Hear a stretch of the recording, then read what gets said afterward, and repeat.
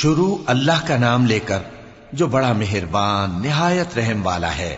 صاد، قسم ہے قرآن کی جو نصیحت سے پر ہے کہ تم حق پر ہو، مگر جو لوگ کافر ہیں وہ غرور اور مخالفت میں پڑے ہیں۔ ہم نے ان سے پہلے بہت سی امتوں کو ہلاک کر دیا تو وہ عذاب کے وقت لگے فریاد کرنے، اور وہ چھٹکارے کا وقت نہیں تھا۔ اور انہوں نے تعجب کیا کہ ان کے پاس انہی میں سے ایک خبردار کرنے والا آیا، اور کافر کہنے لگے کہ یہ تو جادوگر ہے جھوٹا، کیا اس نے اتنے معبودوں کی جگہ ایک ہی معبود قرار دے دیا؟ یہ تو بڑی عجیب بات ہے۔ اور ان میں جو معزز تھے وہ چل کھڑے ہوئے اور بولے کہ چلو اور اپنے معبودوں کی پوجا پر قائم رہو، بے شک یہ ایسی بات ہے جس میں کوئی خاص غرض ہے۔ یہ بات کسی دوسرے مذہب میں ہم نے کبھی سنی ہی نہیں، یہ تو بالکل گھڑی ہوئی بات ہے۔ کیا ہم سب میں سے اسی پر نصیحت کی کتاب اتری ہے؟ اصل بات یہ ہے کہ یہ لوگ میری نصیحت کی طرف سے شک میں ہیں، بلکہ انہوں نے ابھی میرے عذاب کا مزہ نہیں چکھا۔ کیا ان کے پاس تمہارے پروردگار کی رحمت کے خزانے ہیں جو غالب ہے، سب کچھ عطا کرنے والا ہے؟ یا آسمانوں اور زمین اور جو کچھ ان میں ہے ان سب پر انہی کی حکومت ہے؟ تو چاہیے کہ رسیاں تان کر آسمانوں پر چڑھ جائیں۔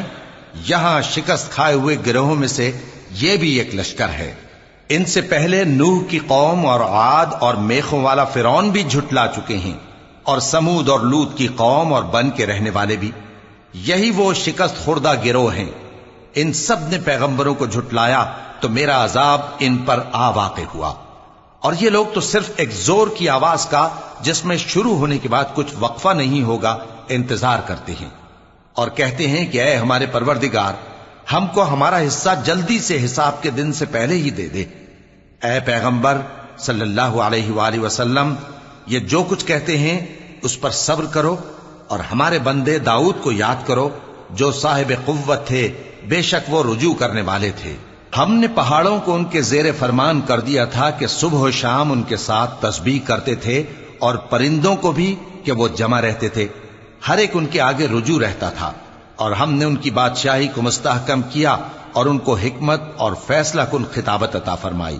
اور اے نبی صلی اللہ علیہ وآلہ وسلم، کیا تمہارے پاس ان جھگڑنے والوں کی بھی خبر آئی ہے جب وہ دیوار پھاند کر اندر داخل ہوئے؟ جس وقت وہ داؤد کے پاس آئے تو وہ ان سے گھبرا گئے۔ انہوں نے کہا کہ خوف نہ کیجیے، ہم دونوں کا ایک مقدمہ ہے کہ ہم میں سے ایک نے دوسرے پر زیادتی کی ہے، تو آپ ہم میں انصاف سے فیصلہ کر دیجئے اور بے انصافی نہ کیجیے گا، اور ہم کو سیدھا رستہ دکھا دیجئے۔ بات یہ ہے کہ یہ میرا بھائی ہے، اس کے ہاں 99 دمبیاں ہیں اور میرے پاس ایک دمبی ہے۔ یہ کہتا ہے کہ یہ بھی میرے حوالے کر دے، اور گفتگو میں مجھ پر حاوی ہو رہا ہے۔ انہوں نے کہا کہ یہ جو تیری دمبی مانگتا ہے کہ اپنی دمبیوں میں ملا لے، بے شک تجھ پر ظلم کرتا ہے، اور اکثر شریک ایک دوسرے پر زیادتی ہی کیا کرتے ہیں۔ ہاں، جو ایمان لائے اور عمل نیک کرتے رہے، اور ایسے لوگ بہت کم ہیں۔ اور داؤد نے خیال کیا کہ اس واقعے سے ہم نے ان کو آزمایا ہے، تو انہوں نے اپنے پروردگار سے مغفرت مانگی اور جھک کر سجدے میں گر پڑے اور اللہ کی طرف رجوع کیا، تو ہم نے ان کو بخش دیا، اور بے شک ان کے لیے ہمارے ہاں قرب اور عمدہ مقام ہے۔ اے داؤد، ہم نے تم کو زمین میں خلیفہ بنایا ہے، تو لوگوں میں انصاف کے فیصلے کیا کرو، اور خواہش کی پیروی نہ کرنا کہ وہ تمہیں اللہ کے رستے سے بھٹکا دے گی۔ جو لوگ اللہ کے رستے سے بھٹکتے ہیں ان کے لیے سخت عذاب ہے، اس لیے کہ انہوں نے حساب کے دن کو بھلا دیا۔ اور ہم نے آسمان اور زمین کو اور جو کائنات ان میں ہے اس کو بے مقصد نہیں پیدا کیا۔ یہ ان کا گمان ہے جو کافر ہیں، سو کافروں کے لیے دوزخ کا عذاب ہے۔ جو لوگ ایمان لائے اور عمل نیک کرتے رہے، کیا ان کو ہم ان کی طرح کر دیں گے جو ملک میں فساد کرتے ہیں، یا پرہیزگاروں کو بدکاروں کی طرح کر دیں گے؟ یہ کتاب جو ہم نے تم پر نازل کی ہے بابرکت ہے، تاکہ لوگ اس کی آیتوں میں غور کریں اور تاکہ اہل عقل نصیحت حاصل کریں۔ اور ہم نے داؤد کو سلیمان عطا کیے، بہت خوب بندے تھے، اور وہ اللہ کی طرف بہت رجوع کرنے والے تھے۔ جب ان کے سامنے شام کو اصیل گھوڑے پیش کیے گئے تو کہنے لگے کہ میں نے اپنے پروردگار کی یاد سے غافل ہو کر مال کی محبت اختیار کی، یہاں تک کہ آفتاب پردے میں چھپ گیا۔ بولے کہ ان کو میرے پاس واپس لاؤ۔ پھر ان کی ٹانگوں اور گردنوں پر ہاتھ پھیرنے لگے۔ اور ہم نے سلیمان کی آزمائش کی، اور ان کے تخت پر ایک دھڑ سا ڈال دیا۔ پھر انہوں نے اللہ کی طرف رجوع کیا اور دعا کی کہ اے پروردگار مجھے معاف فرما اور مجھ کو ایسی بادشاہی عطا فرما کہ میرے بعد کسی کو شایع نہ ہو، بے شک تو سب کچھ عطا فرمانے والا ہے۔ پھر ہم نے ہوا کو ان کے زیر فرمان کر دیا کہ جہاں وہ پہنچنا چاہتے ان کے حکم سے نرم نرم چلنے لگتی، اور جنوں کو بھی ان کے زیر فرمان کیا۔ یہ سب عمارتیں بنانے والے اور غوطہ مارنے والے تھے، اور کچھ دوسروں کو بھی جو زنجیروں میں جکڑے ہوئے تھے۔ ہم نے کہا یہ ہماری بخشش ہے، چاہو تو احسان کرو یا رکھ چھوڑو، تم سے کچھ حساب نہیں ہے، اور بے شک ان کے لیے ہمارے ہاں قرب اور عمدہ ٹھکانہ ہے۔ اور ہمارے بندے ایوب کو یاد کرو جب انہوں نے اپنے رب کو پکارا اور کہا کہ شیطان نے مجھ کو ایذا اور تکلیف دے رکھی ہے۔ ہم نے کہا کہ زمین پر لات مارو، دیکھو یہ چشمہ نکل آیا، نہانے کو ٹھنڈا پانی اور پینے کو بھی، اور ہم نے ان کو اہل و عیال اور ان کے ساتھ اتنے ہی اور بخشے۔ یہ ہماری طرف سے رحمت اور عقل والوں کے لیے نصیحت تھی۔ اور ہم نے کہا اپنے ہاتھ میں تنکوں کا ایک مٹھا لو، پھر اس سے مار لو اور قسم نہ توڑو، بے شک ہم نے ان کو ثابت قدم پایا، بہت خوب بندے تھے، بے شک وہ بہت رجوع کرنے والے تھے۔ اور ہمارے بندوں ابراہیم اور اسحاق اور یعقوب کو یاد کرو جو قوت والے اور صاحب نظر تھے۔ ہم نے ان کو ایک صفت خاص آخرت کے گھر کی یاد سے ممتاز کیا تھا، اور وہ ہمارے نزدیک منتخب اور خوبی والوں میں سے تھے۔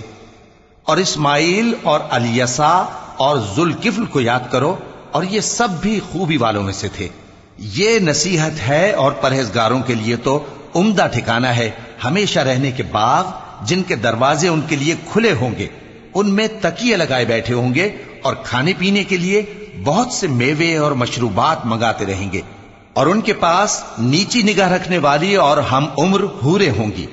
یہ وہ چیزیں ہیں جن کا حساب کے دن کے لیے تم سے وعدہ کیا جاتا تھا، یہ ہمارا رزق ہے جو کبھی ختم نہیں ہوگا۔ یہ نعمتیں تو فرمانبرداروں کے لیے ہیں، اور سرکشوں کے لیے برا ٹھکانہ ہے، یعنی دوزخ جس میں وہ داخل ہوں گے، اور وہ بری آرام گاہ ہے۔ یہ کھولتا ہوا گرم پانی اور پیپ ہے، اب اس کے مزے چکھیں، اور اسی طرح کے اور بہت سے عذاب ہوں گے۔ یہ ایک فوج ہے جو تمہارے ساتھ گھستی چلی آ رہی ہے، ان کو خوشامدید نہ کہا جائے۔ یہ دوزخ میں جانے والے ہیں، کہیں گے بلکہ تمہیں کو خوشامدید نہ کہا جائے، تمہیں تو یہ بلا ہمارے سامنے لائے ہو، سو یہ برا ٹھکانہ ہے۔ وہ کہیں گے اے پروردگار جو اس کو ہمارے سامنے لایا ہے اس کو دوزخ میں دگنا عذاب دے، اور کہیں گے کیا سبب ہے کہ یہاں ہم ان لوگوں کو نہیں دیکھتے جن کو ہم بروں میں شمار کرتے تھے؟ کیا ہم نے ان سے ٹھٹھا کیا ہے، یا ہماری آنکھیں ان کی طرف سے پھر گئی ہیں؟ بے شک یہ اہل دوزخ کا جھگڑنا برحق ہے۔